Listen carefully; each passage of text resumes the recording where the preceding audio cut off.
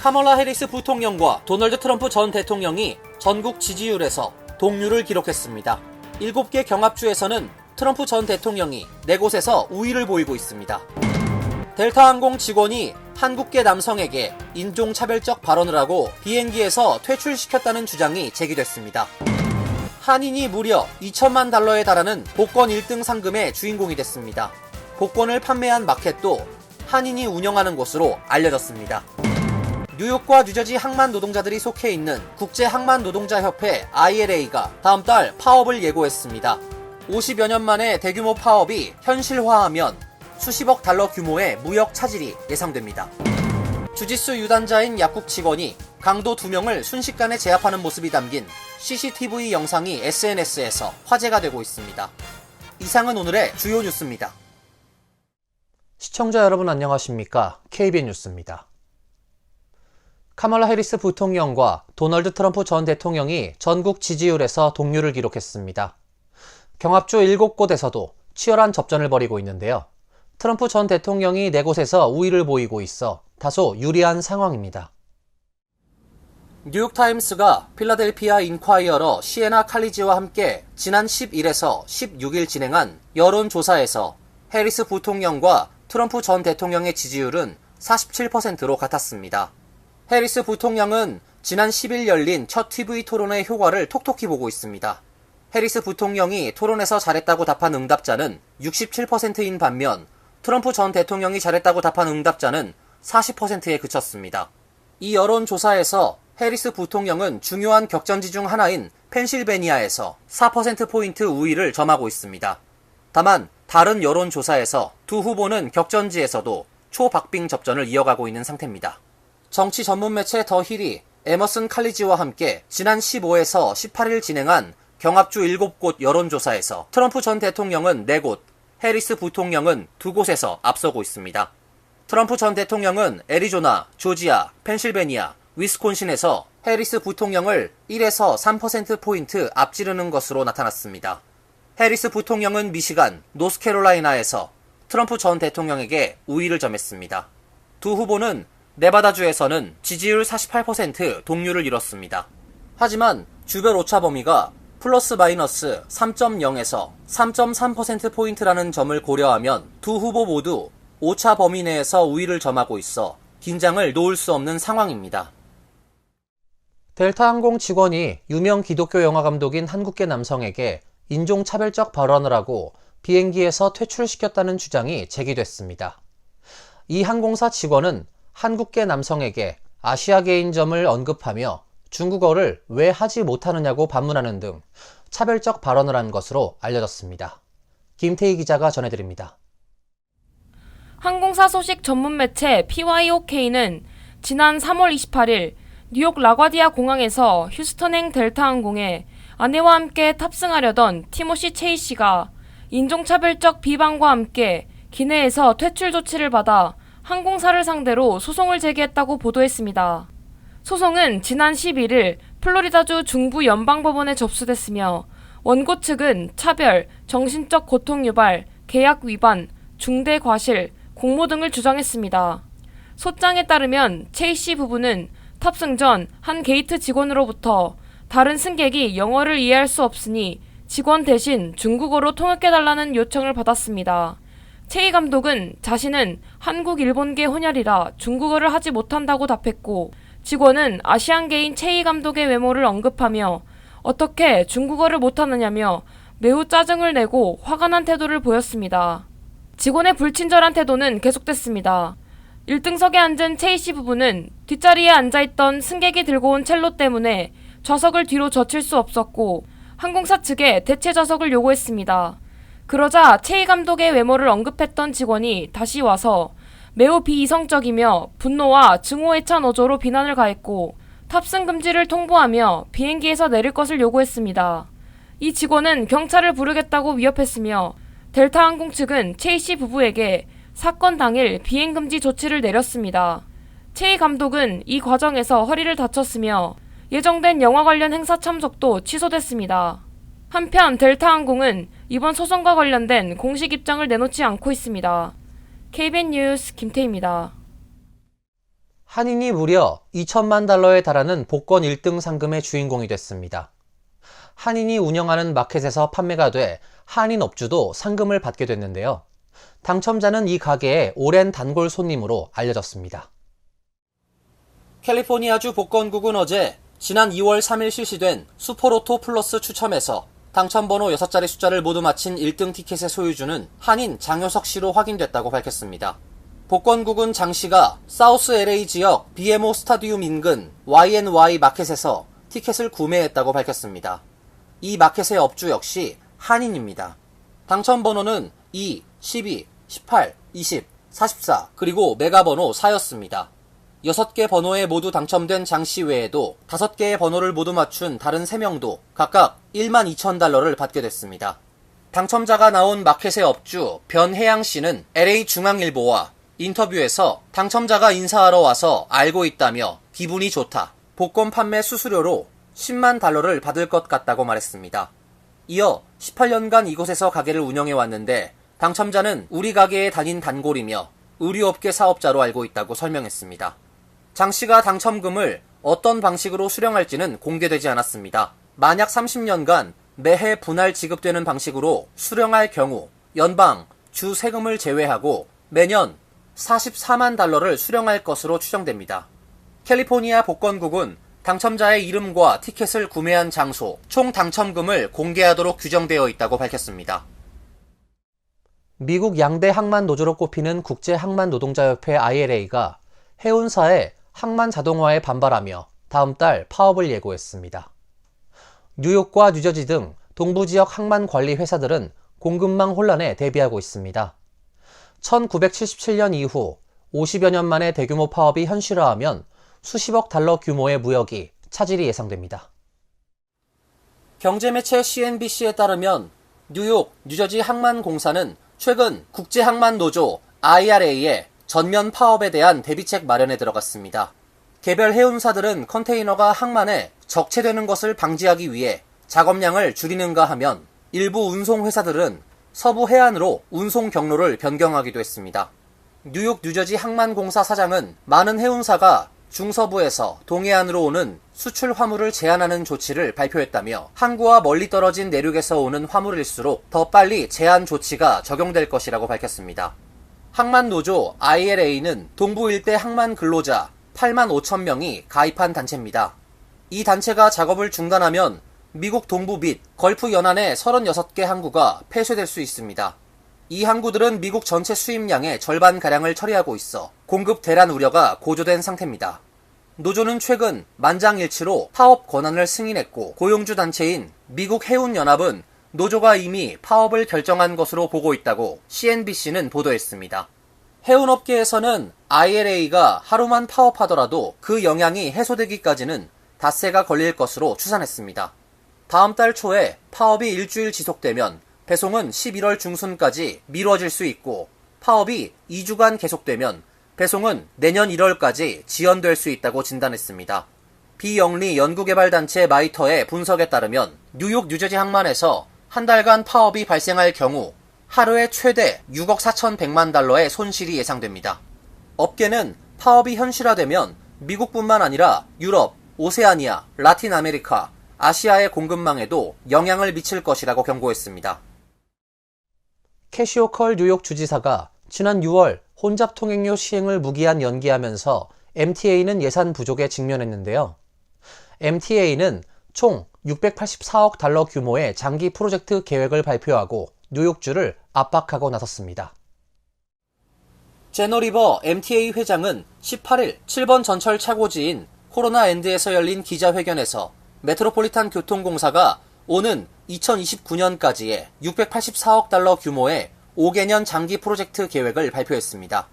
연방장애인법을 지키기 위해 주 전역 60개 역의 접근성을 개선하고 새 열차 2,000량을 구매하는 등 대중교통 시스템을 개선한다는 게 골자입니다. 제노 리버 회장은 뉴욕 주의회가 MTA의 문제를 외면할 수 없을 것이라며 혼잡 통행료를 대체할 방안을 주지사가 찾아주겠다고 밝힌 만큼 그에 응당한 조치를 기대하겠다고 압박했습니다.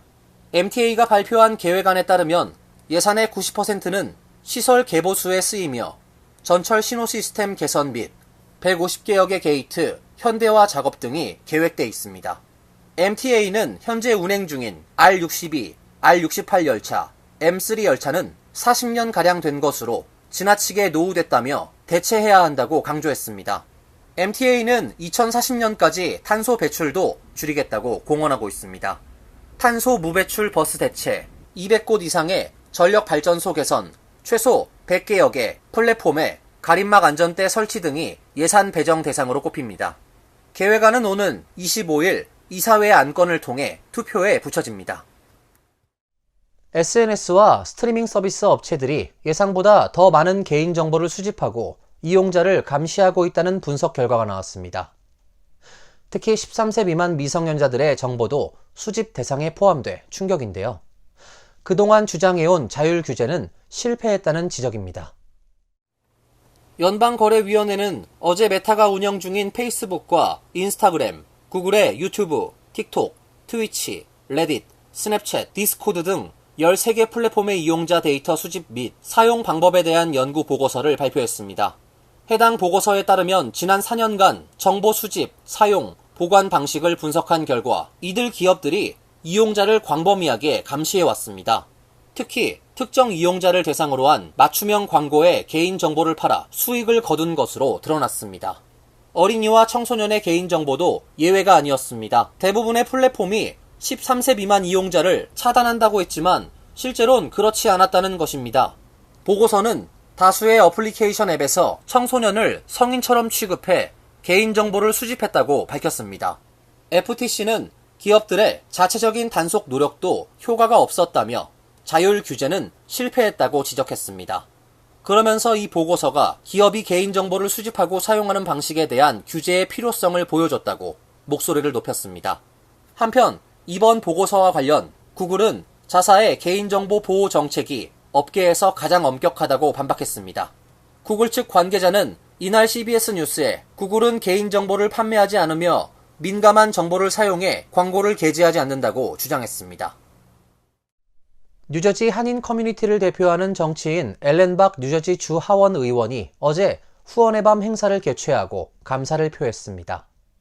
앨런 박 의원은 기회가 된다면 더 큰 정치인으로 성장하고 싶다며 한인 사회 지지를 당부했습니다. 어제 뉴저지 포트리에 위치한 드블트리 호텔에서 열린 앨런 박 의원 후원의 밤 행사. 150여 명의 지지자들이 자리를 함께하고 앨런 박 의원의 정치 행보에 힘을 실어주었습니다. 단상에 오른 박 의원은 지난 17일 한국의 추석을 맞아 백악관에서 개최된 추석 행사에 다녀온 내용을 소개하고 다가오는 선거에서 민주당과 해리스 후보에 대한 지지를 당부했습니다.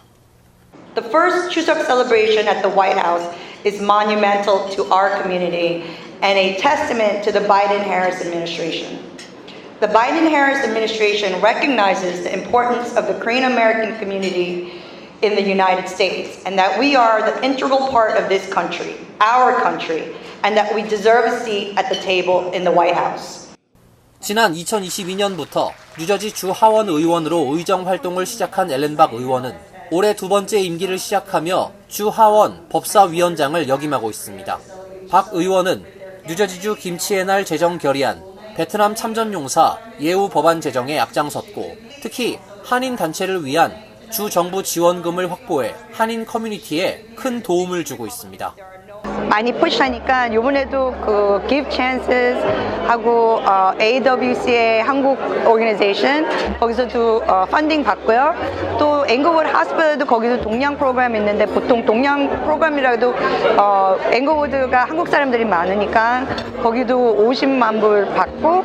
박 의원은 최근 발생한 포트리 한인 총격 사건 해결에도 노력하고 있다며 재발 방지를 위한 법안도 준비 중에 있다고 밝혔습니다. 주짓수 유단자인 약국 직원이 강도 2명을 순식간에 제압하는 모습이 CCTV 영상에 고스란히 찍혔습니다. 브라질의 약국에서 벌어진 일인데요. SNS를 통해 영상이 퍼져나가며 화제가 되고 있습니다. 데일리 메일이 공개한 CCTV 영상을 보면 붉은 천으로 안면을 가린 두 강도가 약국 안으로 진입했습니다. 이들은 이 지역 약국에서 금품을 갈취해 달아나려 했던 2인조 남녀 강도입니다. 남성이 먼저 직원에게 다가가 위협했고 그 사이 공범은 선반에 놓인 약품들을 쓸어 담았습니다. 범행을 마친 이들은 함께 가게를 나가려 했고 이 모습을 잠자코 지켜보고 있던 직원이 순식간에 계산대 밖으로 달려나와 먼저 여성을 빠르게 제압한 뒤 이후 남성 강도에게 접근해 주먹을 휘둘렀습니다. 순식간에 코너로 몰린 남성 강도는 땅바닥에 넘어졌고 직원은 그의 몸 위에 올라타 구타를 이어갔습니다. 이 약국 직원은 주짓수 검은띠를 보유한 무술 고수였습니다. 그는 처음 복면으로 얼굴을 가린 강도들이 들어와 무장한 척하며 위협했다고 당시 상황을 전했습니다. 그러나 총인 척했던 물건은 사실 금속 파이프였다는 사실을 알아챘고 재빨리 뛰쳐나가 현장에서 강도를 제압했다는 것입니다. 경찰은 남성 용의자를 체포했지만 현금과 함께 도주한 여성은 놓쳤다고 밝혔습니다. 이어서 간추린 소식입니다. 매슈 밀러 국무부 대변인은 어제 보도 자료를 내고 김정욱 선교사가 북한에 억류된 지 4,000일이 됐다며 김 선교사는 다른 5명의 한국인과 함께 북한에 구금돼 있으며 이들 중 일부는 10년 이상 수감돼 있는 것으로 추정된다고 밝혔습니다. 국무부는 우리는 북한이 공정한 공개 재판을 거부당하고 부당하거나 자의적 구금에 처한 모든 사람들을 즉각 석방할 것을 촉구한다고 강조했습니다. 김정욱 선교사는 중국과 북한을 오가며 인도 지원 활동을 하다가 2013년 10월 8일 평양에서 북한 당국에 체포됐습니다. 이듬해 김 선교사는 국가전복음모죄, 반국가선전선동죄, 비법 국경 출입죄 등 혐의로 무기노동 교화형을 선고받았습니다. 현재 북한에는 김정욱, 김국기, 최춘길 선교사를 포함한 한국 국민 6명이 반해 장기간 불법 억류, 구금돼 있습니다. 바이든 대통령은 어제 워싱턴 DC의 이코노믹 클럽에서 연설 중 나는 임기 초반 우리 팀과 민주당 내 회의론에도 불구하고 한국을 찾았다고 언급했습니다. 이어 시 대통령과 만나기 위해서였다고 말하더니 잠시 눈을 질끈 감았다가 후 대통령과 만나고 삼성의 한국인 CEO를 만나기 위해서였다고 말했습니다. 바이든 대통령은 지난 2022년 5월 한국을 방문해 윤석열 대통령과 함께 경기 평택 삼성전자 반도체 공장을 방문했고 이재용 삼성전자 회장과도 만났습니다. 이때 기억을 언급한 것인데 한국 정상을 윤 대통령이 아닌 시진핑 중국 주석과 후진타오 전 주석과 혼동한 것으로도 보입니다. 바이든 대통령은 지난 5월 대선 유세 중에는 한국의 대통령 김정은이라고 잘못 표현하기도 했습니다. 델라웨어주의 파산 법원은 어제 열린 청문회에서 테라폼 랩스의 파산 계획이 추가 소송보다 더 나은 해결책이라며 파산을 승인했습니다. 테라폼 랩스는 파산 정리의 일환으로 암호화폐 구매자 등에게 1억 8,450만 달러에서 4억 4,220만 달러를 지급할 수 있을 것으로 추산했습니다. 앞서 미국 증권거래위원회가 제기한 민사소송으로 테라폼 랩스와 배심원단은 44억 7천만 달러의 환수금 및 벌금에 합의했습니다. 그러나 테라폼 랩스는 파산의 일환으로 암호화폐 관련 보상 청구를 해결해야 증권거래위원회에 대한 벌금을 납부 의무를 이행할 수 있습니다. 로이터 통신은 파산 청산금은 거의 징수하지 않을 것이라고 전했습니다.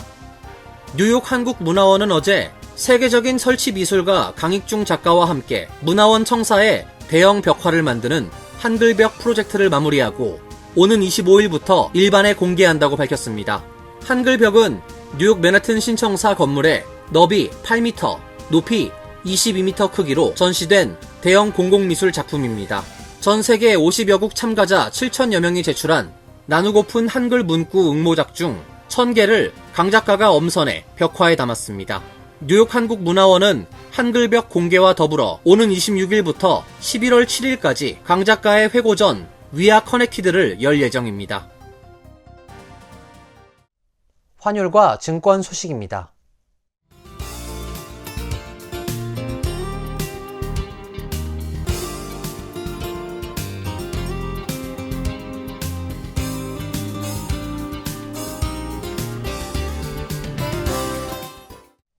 이어서 날씨입니다. 내일은 대체로 맑은 가운데 가끔 구름이 끼는 날씨가 예상됩니다. 낮 최고 기온 77도, 섭씨 23도, 밤 최저 기온 60도, 섭씨 17도로 예상됩니다. 일요일은 구름이 많이 끼는 흐린 날씨가 예보되어 있습니다. 다음 주는 수요일과 목요일 비 소식이 있습니다. 이상으로 KBN 뉴스를 마칩니다. KBN과 함께 즐거운 시간 되시길 바랍니다.